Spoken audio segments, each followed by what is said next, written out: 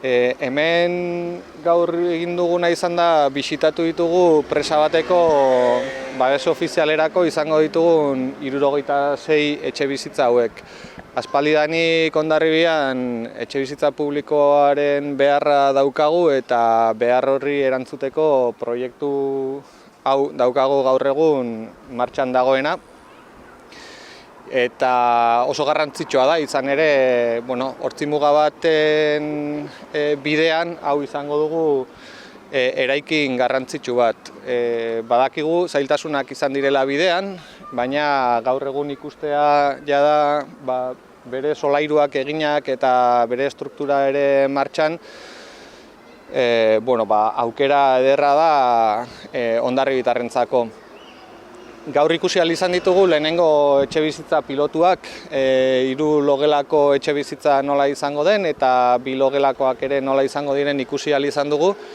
Eta esan beharra daukat, mimo handiz jaso direla hemen egingo diren 76 etxebizitzak, ez? Eta hau ezinezkoa izango litzateke lankidetzan ez bagenu lan egin, bai Eusko Jaurlaritzaren aldetik, bai Visesaren aldetik, eta udalak ere bere ekarpena egin du, nola lurra lagatzeaz aparte, eraikin osoaren kostuaren 15% bere gain hartuta.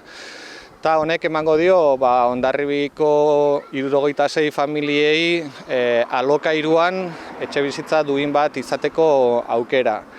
Eta aukera hau ez da izango Hondarribiko herritarrek duten behar guzti erantzutekoa, baina bada behintzat urrats garrantzitsu bat, non urte askotako lanketen ostean, 2026 urte amaierarako aurrikusi dezakegun hondarribitarrak bertan bizitzen egotea. Beraz, epemuga bota dut, erronka ere jarri diogu gure buruari eta erronka horri erantzuteko lanean jarraituko dugu buru belarri hemendik eta datorren urtera arte. Es un ejemplo de lo que estamos haciendo en la comarca y de lo que estamos haciendo en el conjunto de Guipúzcoa.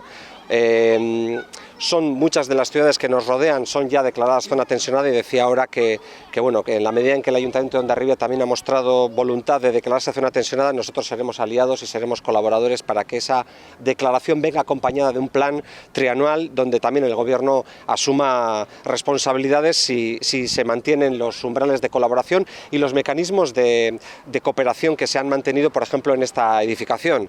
Cesión gratuita de los terrenos, exención del ICIO para que el coste que asume Visesa sea el menor posible y además un elemento que no se da en todos los municipios y que yo quiero poner en valor porque ojalá pudiéramos replicarlo en más ayuntamientos. Aquí el ayuntamiento también ha hecho un pequeño esfuerzo y ha hecho su aportación dineraria a la inversión, cosa que muchas veces no sucede, lo suele tener que asumir Visesa en solitario y en este caso pues yo creo que eso también hay que agradecerlo porque demuestra que hay voluntad y que forma parte de las preocupaciones y de las prioridades del ayuntamiento, que yo siempre digo que se demuestra de esta manera, se demuestra cediendo suelos, se demuestra poniendo facilidades y haciendo algún sacrificio económico.